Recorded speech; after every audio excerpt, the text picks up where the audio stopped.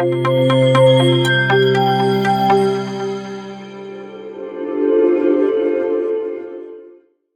you happy? So that's how I called my presentation, which is based on the first chapter of the Innocence book, and called The Inside Story. So I hope you will be happy with this presentation. First step, are you happy? So what makes you happy? So here we can do a little game, and you just need to raise your hand if you are happy with what I will present right now. So raise your hand if you're happy to love and to be loved. Quite easy question. I think a lot of us. To be rich. I see a few hands. Good. To be healthy. Yep. A lot of hands again. And to be peaceful, or one of those categories. So I think we probably have almost everybody. So thank you for that. So did you know actually that there is such a thing called the World Happiness Report, which is an annual publication on the state of happiness and well-being in the world, and it's published by the Happiness Research Center of Oxford University, and they try to categorize happiness or to explain happiness through these 6 variables, which are social support, GDP per capita, healthy life expectancy, and on and on. Which, I think we all kind of resonate a little bit with those parameters, but this kind of happiness, let's call it material happiness. There is also another kind of happiness which is a bit more subtle. This other kind of happiness has been presented to us through time immemorial by a lot of great thinkers. But let's start with a century ago. For example, Mahatma Gandhi told us that happiness is when what you think, what you say, and what you do are in harmony. So from him, we can also understand that happiness is something that's happening also inside us. It's not only from outside. Aristotle, even before, was saying that happiness depends upon ourselves. So it's something also more personal. Even before Aristotle, the Buddha said that there is no path to happiness. Happiness is the path. So we can see that happiness can be more subtle than the parameters that we saw before. Happiness can be something inside, more personal, and also the journey.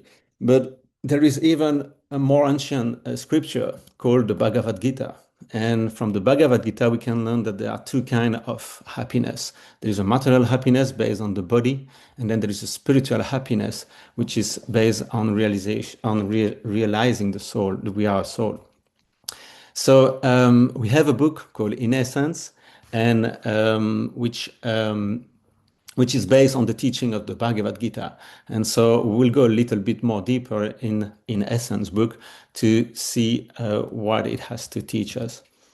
So the first chapter is called The Inside Story, and there we can read that perfect happiness can be ours only when we are restored to our natural state of spiritual existence.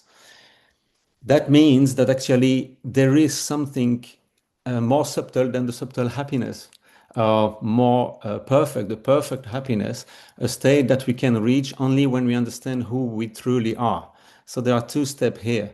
The perfect happiness, which is reachable when we understand our true identity.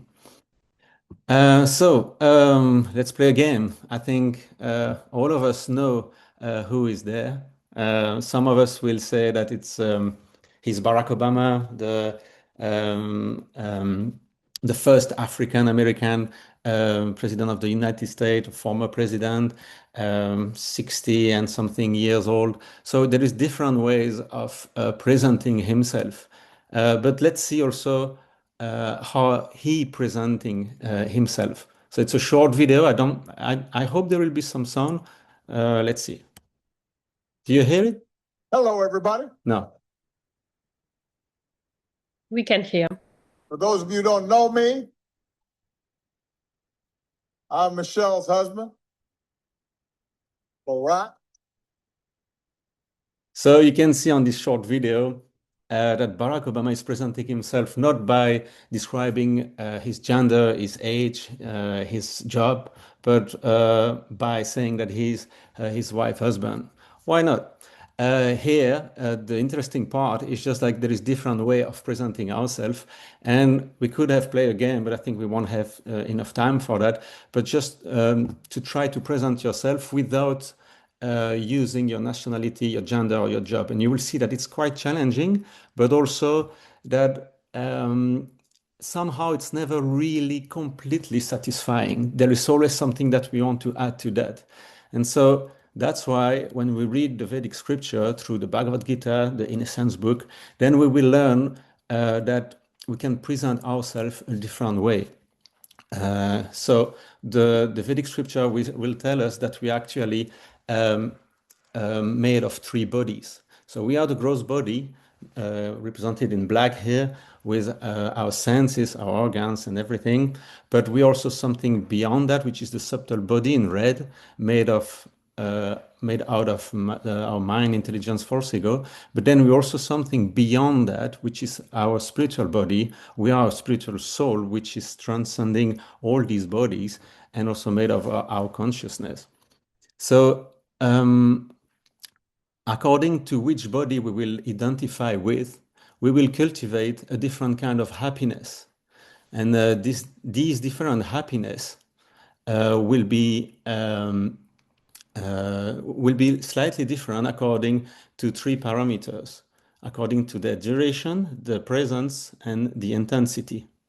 So let's say you identify yourself with your subtle body or your gross body, then you will tend to cultivate a happiness which is short, weak, and which is not really complete. Um, and this kind of happiness will be based on your senses and will be related to activities like eating, sleeping, mating, and defending. So, but there is another kind of happiness, which is cultivated when you identify yourself with your spiritual body, and this kind of happiness will also be eternal, full, and blissful, and so that's what we want to reach. So the real question is also how to go from this material happiness to this perfect happiness. And there is different tricks that we can already perform today, tomorrow, to just improve the quality of our happiness. And these tricks are already actually taught by many things around us. So if you want to make your happiness longer, so clearer and deeper, then here are the tricks. So maybe you're familiar wait, with Winnie the Pooh. Even him can be a teacher. He said that although eating honey was a very good thing to do, there was a moment just before you began to eat it, which was better than when you were. So basically, A. Milne, the writer, the English writer, is teaching us that through austerity, we can make happiness last longer. Um, Eckhart Tolle, German author, said that true happiness begins when we fully enter the present moment. So, by this statement, he's saying us that with truthfulness, we will be even more conscious of our happiness and we can make it clearer. So, another one, Chris McCandless, is an American adventurer, and there was a movie about him that you probably know. It's Into the Wild, and he said that happiness is only real when shared. So basically, with compassion, we can also make happiness deeper. So those are little tricks to just improve the quality of happiness by going a little bit beyond your material identification. But if you really want to go straight to the point and to have an eternal, full, and blissful happiness, then I present to you Srila Prabhupada, a spiritual and religious teacher, and so he will teach us that by submissively surrender, sincerely inquire, and selflessly serve, then we can reach this kind of perfect happiness because we will identify with our truly identity, which is our spiritual soul. But that will be for another chapter. Thank you. Hare Krishna, everybody.